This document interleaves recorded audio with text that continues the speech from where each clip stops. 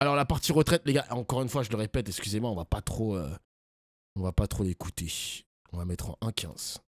32 sur BFM TV et RMC. Bonjour Éric Coquerel. Bonjour. Merci d'être mon invité ce matin, président de la commission des finances à Il l'Assemblée s'est nationale. radicalisé en 2 et ans, je te député de la jure. France Insoumise de Seine-Saint-Denis. Je vous reçois alors que le gouvernement se réunit tout à l'heure et promet un tour de vis sur l'immigration avec ce comité interministériel qui se tient à Matignon. Il sera question notamment de la relation France-Algérie, avec autour de la table Bruno Retailleau qui veut assumer un rapport de force avec Alger. Sera également présent le ministre des Affaires étrangères, Jean-Noël Barrot, qui nous annonçait hier sur BFM TV que des mesures de restriction de circulation ont été prises contre des dignitaires algériens. Ce matin, il dit qu'il veut embarquer les partenaires européens pour que des mesures de restriction de visa puissent être décidées au niveau communautaire. Salut la pirate, la piraterie DZ. Il me follow même pas, je suis triste. Et vas-y, Dofla, je t'aime bien, mais je ne peux pas regarder le débat qui parle d'Algérie, ça m'énerve. J'ai envie de tous les gonfler, c'est free to play. Les gars, moi je vous dis un truc, quand vous venez sur mon stream, je sais que le sujet il est très électrique, mais pour votre connaissance personnelle et même pour susciter le débat avec mon chat, avec moi et avec les personnes que vous voyez à la télé, je pense que c'est intéressant à suivre. Moi je le dis très personnellement, c'est très... Après moi je suis un... J'adore la géopolitique, j'adore la géopolitique, excusez-moi, et du coup je suis fasciné entre guillemets par ce débat. Voilà, je le dis les gars, je suis fasciné. Donc si vous aimez pas, je peux l'entendre, je peux comprendre, mais je trouve ça un petit peu dommage. C'est pas grave. Communautaire, Éric Coquerel, est-ce la bonne réponse à apporter face au refus d'un certain nombre de pays, de l'Algérie notamment, de reprendre ses ressortissants illégaux? Alors, on va parler de l'Algérie d'abord, si vous voulez. Parce que, c'est le pays dont on parle le plus voilà, en ce moment. parlons de l'Algérie. Moi, je pense que ce qu'est en train de faire la France vis-à-vis de l'Algérie, c'est une bêtise rare et une faute historique. Voilà. Pourquoi une bêtise et pourquoi Je une vous faute? explique, parce qu'on a deux histoires communes. Voilà. On n'a pas avec le même rôle, évidemment. On est des deux côtés de la Méditerranée. Il y a, si je ne me trompe pas, 900 000 franco-algériens.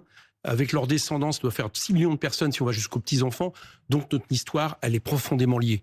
Nos intérêts historiques, nos intérêts économiques, nos intérêts, j'allais dire presque en tant que nation, c'est d'avoir des bonnes relations avec l'Algérie et non pas, Sauf qu'elles ne sont pas bonnes. oui, bien sûr, mais la faute de qui? Qui est en train, quelque part, d'utiliser tous les sujets pour tendre avec l'Algérie? Ça a commencé... Je ne me prononce pas sur le fond, mais vous comprenez bien que quand cet été, et ça a été refait il y a quelques jours par Gérard Larcher, hier je crois, va au Sahara occidental en expliquant qu'il est pour un Sahara occidental marocain, alors que tout ça est dans les mains de l'ONU, c'est-à-dire qu'il y a un travail qui est fait dessus. C'est des choses qui, évidemment, pour Alger, est vécu comme une provocation. Je ne me prononce pas encore. Je pense que la France ne devrait pas s'engager, ne serait-ce que par, justement, les franco-marocains ou les franco-algériens. Elles devraient faire attention, justement, à pas ouvrir des cicatrices et finalement, à agir en tant que puissance encore néocoloniale. Vous avez entendu les Marocains aussi, les franco-marocains qui parlent du Sahara occidental, la marocanité sur le Sahara. C'est pour ça que je vous ai dit, il a raison Coquerel de le souligner. Ça cristallise les débats, ça met les franco-algériens versus franco-marocains, alors qu'il a raison Éric Coquerel. C'est une histoire avec l'ONU. Genre c'est l'ONU qui doit gérer cette situation de la décolonisation. Genre c'est uniquement le cas de l'ONU. Donc les Français, le gouvernement français qui passe au Maroc, au sud du Maroc comme Rachida Dati, vous arrêtez vos bêtises. Vous arrêtez vos bêtises parce que vous êtes en train de diviser la France, bande de chiens. Oui, je vous insulte. Voilà. C'est quand même paradoxal. Le Sahara occidental est marocain historiquement. Commencez pas le chat, ça va m'énerver. Commencez pas, ça va m'énerver le chat. Arrêtez vos bêtises. Le Sahara au Sahari, le Sahara en Algérie, le Sahara au Maroc. Calmez-vous, arrêtez. Ça vous étonne pas que ça soit le ministre de l'Intérieur, Vous dire agir comme une puissance néocoloniale. Oui, je pense qu'aujourd'hui, la France agit encore vis-à-vis des pays de l'autre côté de la Méditerranée comme une puissance néocoloniale. Ce que dit Bruno Retailleau, dit la méthode douce, elle a été... parlez de Retailleau, vous trouvez que c'est normal que ça soit le ministre de l'Intérieur qui parle des relations franco-algériennes, c'est-à-dire par rapport à un pays étranger. Il a la charge de la question migratoire, le ministre de l'Intérieur. Il ne se contente pas de dire ça, vous avez remarqué. Il dit la méthode douce a été testée pour faire en sorte que ces pays laissent... Il n'y a aucun journaliste qui attrape pas la veste de Retailleau en mode c'est pas son domaine de compétence. Je comprends pas. Genre vraiment, le mec, on lui a rien demandé. Délivre un certain nombre de laissez-passer consulaires, que l'Algérie, en l'espèce, délivre un certain nombre de laissez-passer consulaires. Bruno Retailleau dit ça n'a pas marché la méthode douce. Mais ça veut dire quoi, ça n'a pas marché la méthode douce? Et donc on fait quoi? Il faudrait faire quoi, Doflan? Reconnaître une partie du Sahara comme marocain. Certains sont très hostiles à cette idée et inversement, c'est un problème complexe. Le problème, il est complexe, ça je l'entends bien, les amis. Mais je pense, je donne mon avis, à titre personnel, le chat, vraiment c'est à titre personnel. Je pense que ce genre de problème, comme il l'a souligné, c'est un problème qui doit être réglé par l'ONU avec des mandataires et des intermédiaires aussi. Et je pense que c'est pas notre problème. On n'a pas à s'incruster dans le problème entre le Maroc et l'Algérie. Il faut avoir une certaine distance vis-à-vis de ce sujet électrique qui est le Sahara, l'Occident, enfin je sais pas quoi, Polisario, etc.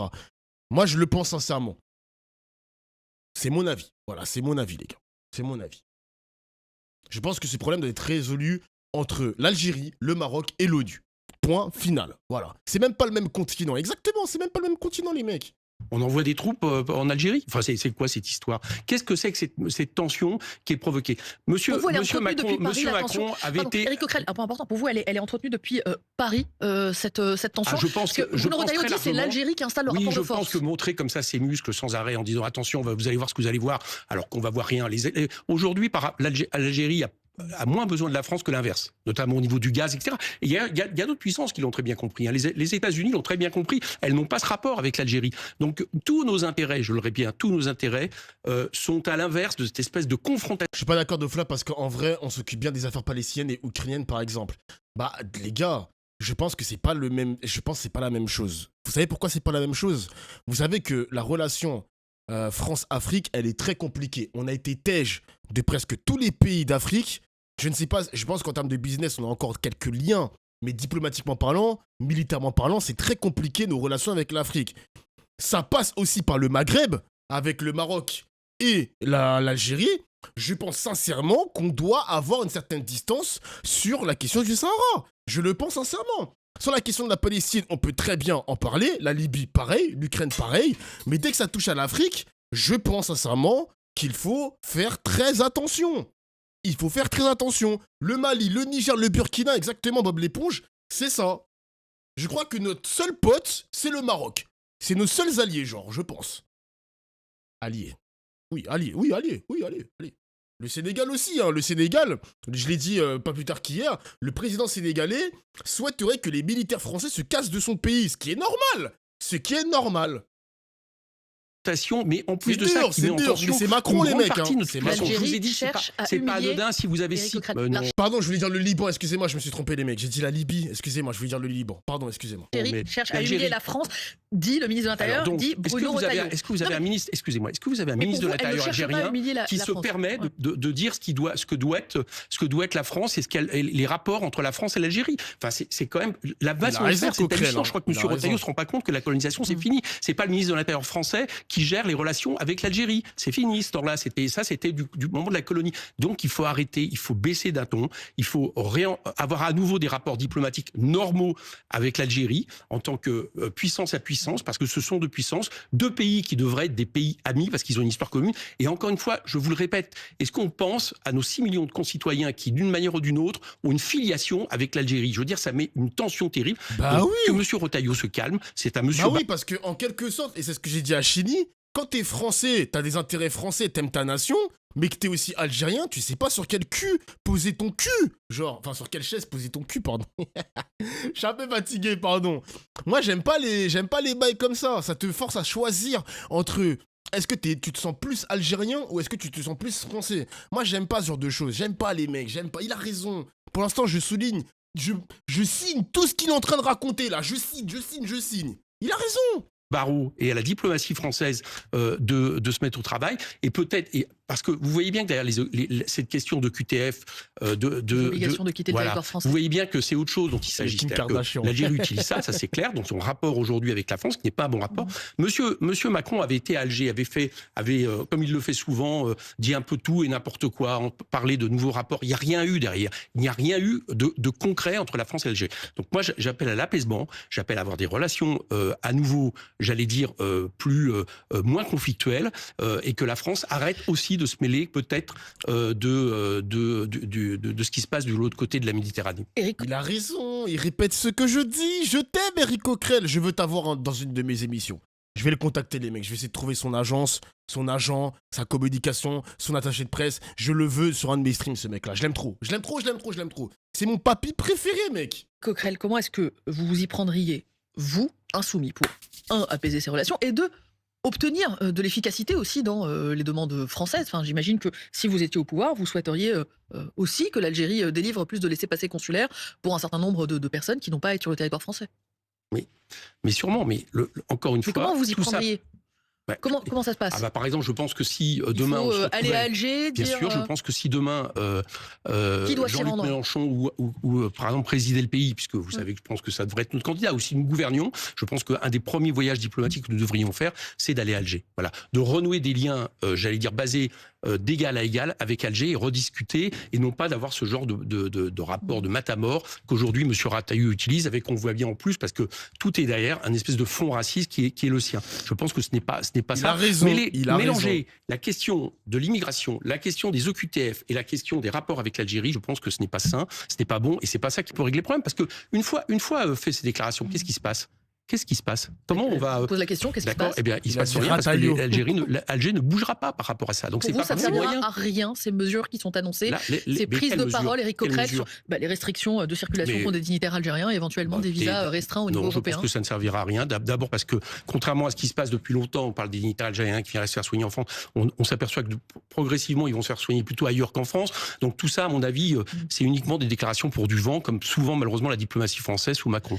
Éric Coquerel, plus généralement sur le comité interministériel sur l'immigration, ce n'est pas la première fois qu'il se réunit. Quel regard portez-vous sur cette réunion? Est-ce qu'il y a pour vous un problème d'immigration en France? Non. Il n'y a aucun Non, problème vous savez- d'immigration. Non, je pense que quand on veut cacher des Franchement, les gars, rendez-vous compte. Hein. On a notre Premier ministre qui a fait un grand comité de je sais pas quoi.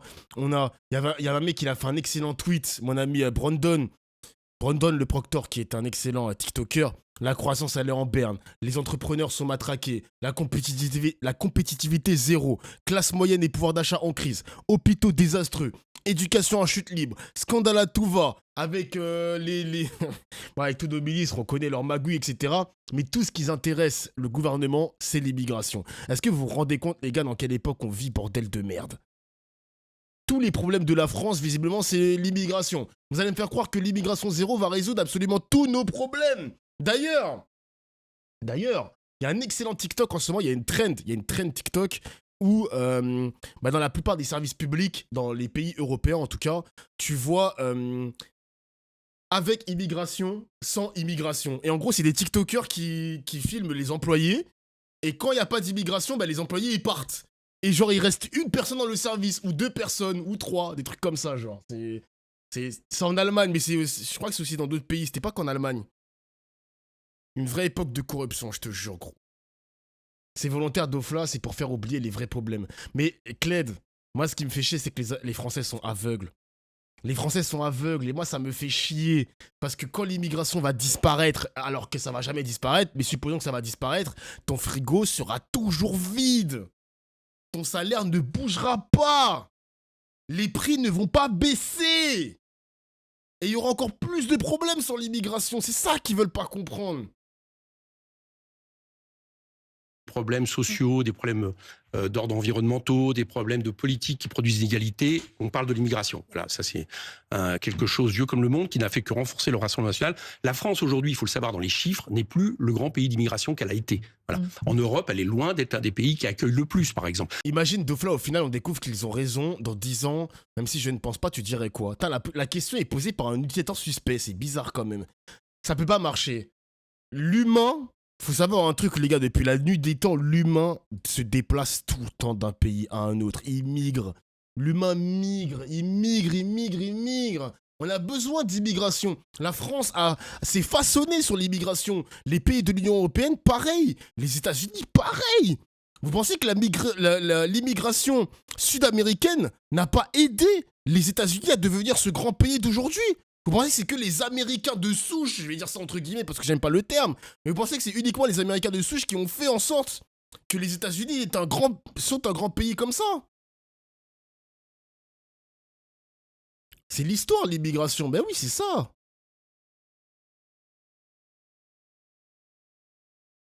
Les médias sont les principaux responsables dans l'emprisonnement du sens critique des gens. Bah oui. Le problème, c'est que les mecs qui sont matrixés par les médias, parce qu'il y a la fenêtre d'Overton qui parle tout le temps de l'immigration, c'est des personnes, pas tout le monde sur mon chat, mais il y a quelques personnes, first message, qui met « Mais ils ont raison, l'immigration tue, l'immigration fait chier, j'en ai marre des Arabes, j'en ai marre des Noirs. » Le mec, il est matrixé à CNews et BFM TV, ça en est triste. Ça en est triste. Et malheureusement, il y en a certains dans mon chat, ils sont dans ce piège. Pas tout le monde, parce que la majorité de mon chat est basée, mais il y a certaines personnes, putain, vous avez été sacrément endoctrinés quand même. Hein. L'esclavage a beaucoup apporté aux États-Unis, c'est vrai. C'est ça le fils de pute. C'est vrai. Et en plus de ça, nous savons, en réalité, quand on parle par exemple à des dirigeants du domaine du monde économique, tout le monde dit qu'en réalité, la France a besoin d'immigration. Donc on a une espèce de discours schizophrénique, si vous voulez, c'est-à-dire entre d'un côté l'idée que, attention, on va fermer les frontières, on va être absolument drastique sur la régularisation des sans-papiers, sur un nombre de QTF absolument considérable. Je sais plus, on doit être à peu près à 4-5 fois plus de QTF qu'en Allemagne. Alors, évidemment, comme c'est des gens qui ne peuvent pas partir parce qu'ils ont des attaches, parce qu'en réalité, concrètement, ça ne peut pas se faire, on a moins de taux de réalisation. On est en train, j'allais dire, d'alimenter à la fois des fantasmes et un problème qu'on ne traite pas de la bonne manière. Il faut accueillir de manière digne, les gens qui sont en France, régulariser les travailleurs sans papier, de façon justement à éviter les défauts de la politique actuelle, c'est-à-dire une marginalisation, par exemple, de beaucoup de gens qui après, éventuellement, en plus, peuvent sombrer dans des problèmes Éric Coquerel, ce que l'on voit en France et en Europe, c'est que les partis anti-immigration ont le vent dans les voiles. Encore en Allemagne ce week-end avec la percée de l'extrême droite, de l'AfD. En France, la popularité de politiques qui s'emparent de ce sujet, Bruno Retailleau, un Jordan Bardella, une Marine Le Pen. Est-ce que vous n'êtes pas, j'allais dire, à côté de la plaque en disqualifiant, mais d'emblée, le sentiment d'une partie importante de l'opinion publique qui considère qu'il y a un problème? Oui, la popularité, je rappelle que M. Retailleau a fait partie de ceux qui ont le plus perdu aux dernières législatives, quand même. N'oublions pas qu'on parle des urnes. Ouais. Deuxièmement, en Allemagne, vous avez raison, il y a une percée de l'AfD. Il y a aussi, heureusement, une percée de Die Linke, totalement sur, c'est-à-dire, en gros, la formation, on va dire, la plus proche de nous en Allemagne, totalement sur des bases différentes, qui assume justement une bataille antiraciste, mais qui fait, je crois, 2 fois moins que l'extrême droite. Oui, peut-être, mais qui a doublé quasiment son résultat, ce qui est intéressant. Je ne dis pas que je nie pas le danger de l'extrême droite, mais quand vous avez sans arrêt, et ça date malheureusement depuis longtemps en France, des gens qui vous expliquent que l'extrême droite n'a pas les bonnes solutions, mais elle parle de vrais problèmes, les gens finissent par penser que oui, effectivement, il y a un problème. Ce n'est pas lié à un sentiment réel des Français que François Bayrou a évoqué comme un sentiment de que les copines servent à rien, il vaut mieux aller sur ceux qui, depuis le départ, disent qu'il y a des problèmes. Je pense que nous alimentons l'extrême droite en, justement, agitant le fantasme de l'immigration. Donc, je vous le répète, je pense que la France n'a pas un problème d'immigration. Il n'y a pas trop d'étrangers dans ce pays, ce n'est pas vrai. Et y compris d'un point de vue pour la natalité, y compris pour l'économie, en réalité, elle aurait surtout besoin, je le répète, que les choses s'apaisent. Ça passe notamment par la réalisation des travailleurs sans papier. Bon, réunion donc sur l'immigration. D'ailleurs, je vous rappelle, les mecs, les natifs, vraiment les Français, les Français non étrangers, la baisse de natalité chez cette catégorie-là est en baisse.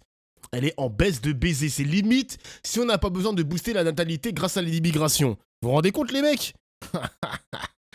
Migration autour de François Bayrou sera à 14h. Il y aura probablement des annonces à la suite. Ce matin, c'est Emmanuel Macron qui réunit ses homologues européens dans un conseil européen en visioconférence pour échanger sur cet accord négocié par Washington pour mettre fin à la guerre menée par la Russie contre l'Ukraine.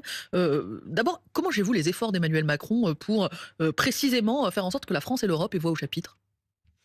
Écoutez, si on peut revenir en arrière quand même, on va le faire, mais d'un mot vraiment sur Emmanuel Macron, parce que le moins que l'on puisse dire, c'est que les Européens étaient exclus de la table de négociation. Oui, ils y sont désormais. C'est grâce au président français. Ils sont dans la table de négociation. Vous avez vu ça? Emmanuel Macron était à Washington lundi, Keir Starmer sera jeudi. Et il est autour de la table de négociation avec tout le monde. J'ai entendu M. Trump expliquer qu'il allait voir M. Zelensky, qu'il allait voir M. Poutine. Je n'ai pas entendu M. Trump dire l'Ukraine et l'Europe vont arriver à la table de négociation. Par contre, j'ai entendu quelque chose de concret après, c'est-à-dire l'accord qui a été signé hier entre les États-Unis et l'Ukraine pour les terres rares, les minerais rares, parce qu'en fait, en réalité, il s'agissait de ça essentiellement depuis le début, c'est-à-dire une guerre pour des ressources qui montrent que finalement la question du droit international, de la démocratie, c'était pas vraiment ce qui était important dans cette affaire.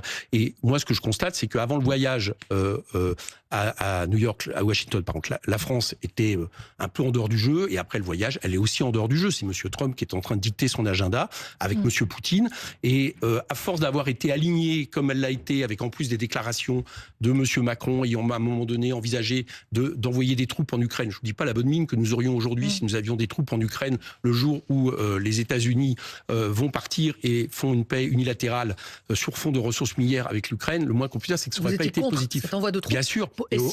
D'ailleurs, les mecs, c'est annoncé, mais Zelensky sera bien à la Maison-Blanche vendredi. Donc on va suivre ça en stream.